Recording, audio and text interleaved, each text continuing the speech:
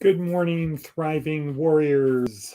Today is Tuesday, June 13th, 2023. Here we are at 6:01 in the morning on a beautiful day.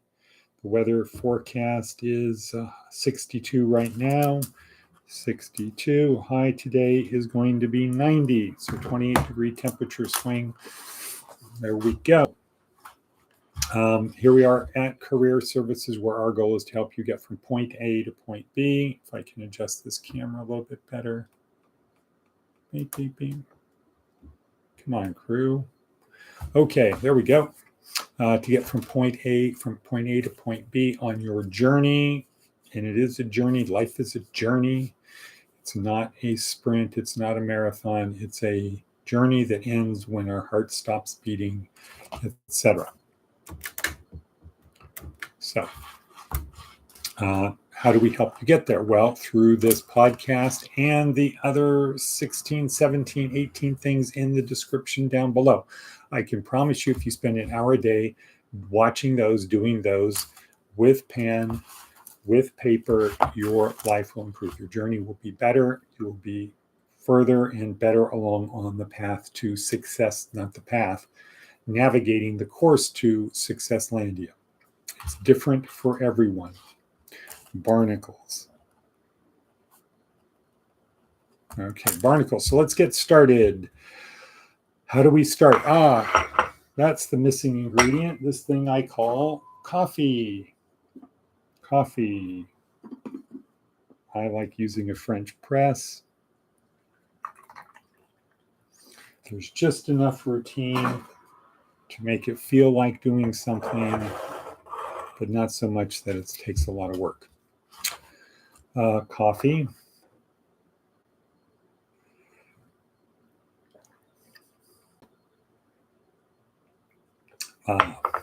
Good cracker. Good morning, Todd. Good morning, Charlene. Good morning, Diana.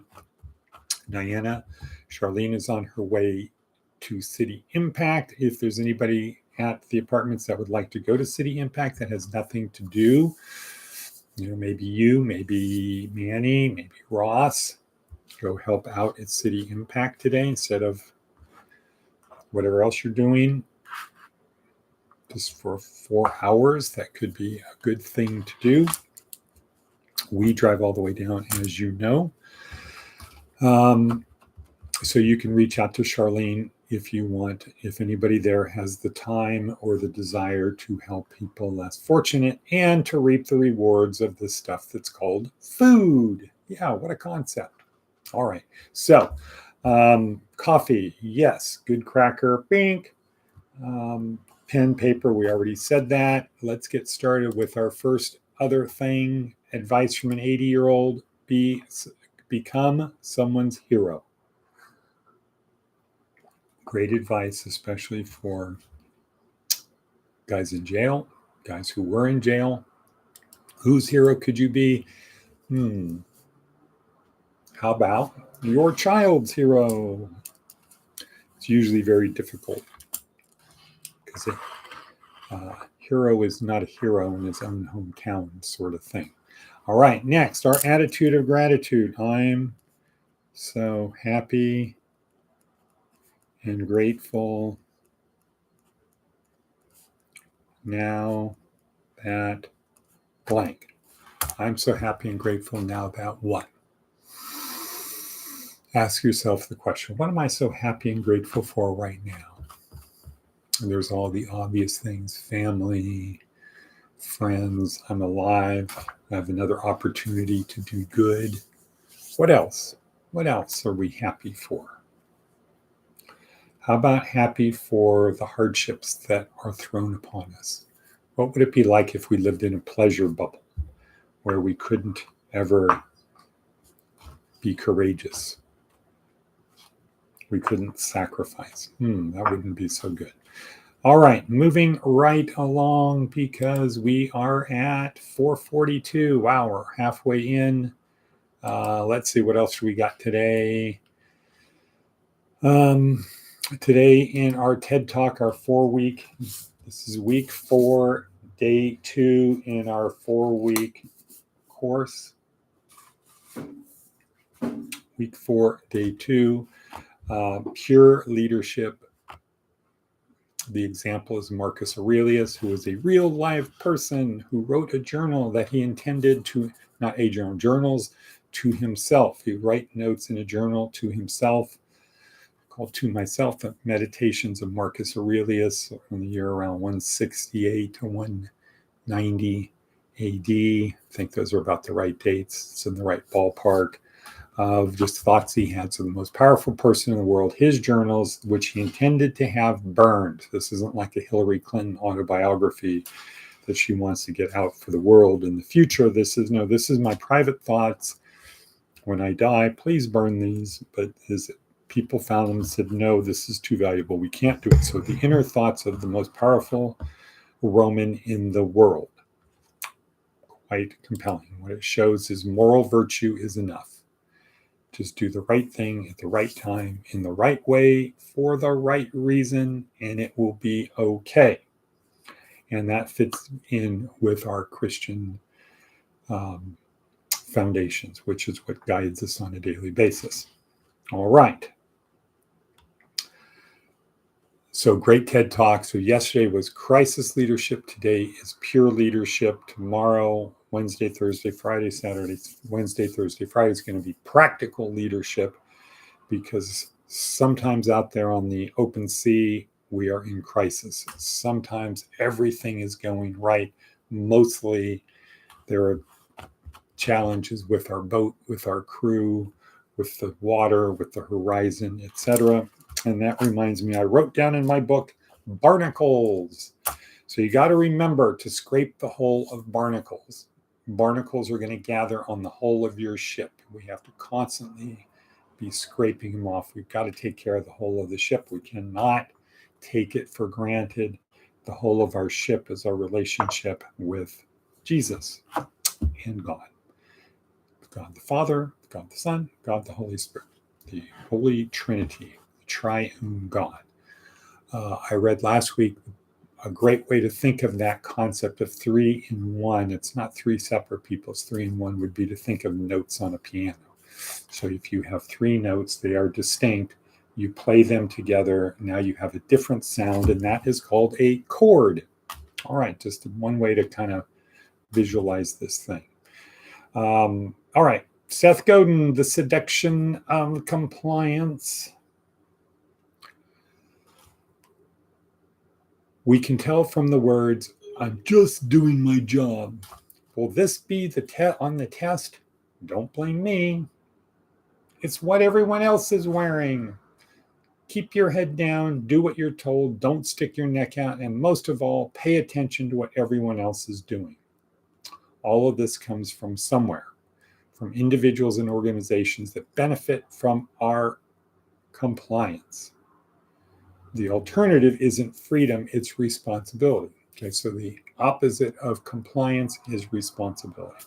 The responsibility to show up, to care a bit more, to raise your hand and make a difference. Compliance is seductive because it comes with short-term prizes. If you fit in all the way, it might feel a bit less frightening. The center of the herd may in fact be safer, but the view is terrible. We don't spend nearly enough time celebrating responsibility. Jordan Peterson's big on responsibility, by the way. Footnote, our niche in the hierarchy is actually irrelevant, particularly for those who helped you today. What matters is our willingness to see what's happening and to sign up to do something about it. Kinship. It begins with figuring out just who's pushing so hard for you to comply. That's the kind you want to read again. The ass carrying an image, Aesop's fable. A sacred image was being carried to the temple. It was mounted on an ass adorned with garlands and gorgeous trappings, and a grand procession of priests and pages followed it through the streets. Footnote, this is pre-Christianity.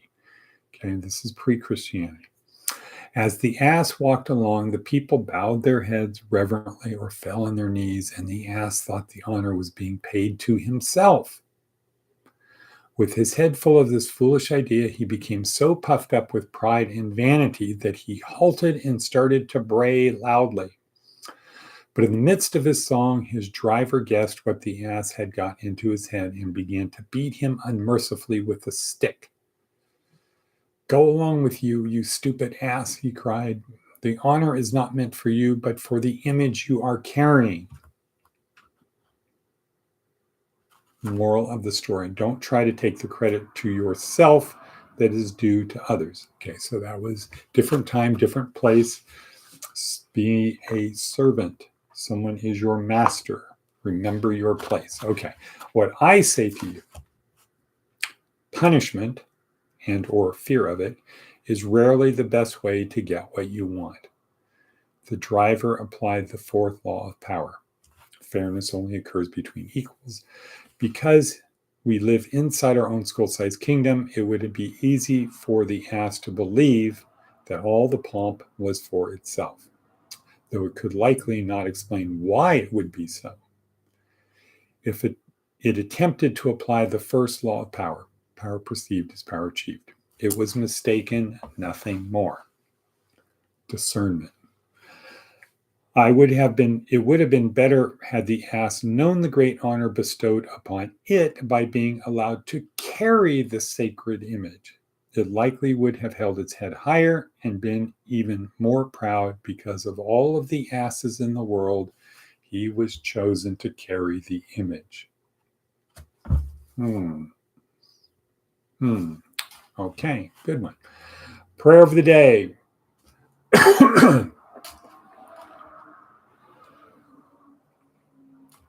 To renew the world. Merciful God, hear our prayer for a world that will respect the God-given rights of all. We dedicate ourselves to work for the rights of each human person, especially for those who find life a burden and who know the suffering of hatred, poverty, and war. Help us to share the fire of your peace with all people in all places at all times. Amen.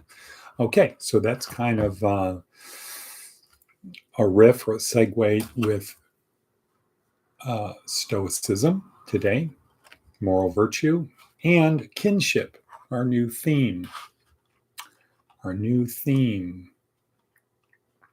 All righty then, how are we doing for time? We is at 12:46. Time is racing. Diana. Okay, Diana said she would go. So Charlene, that might mean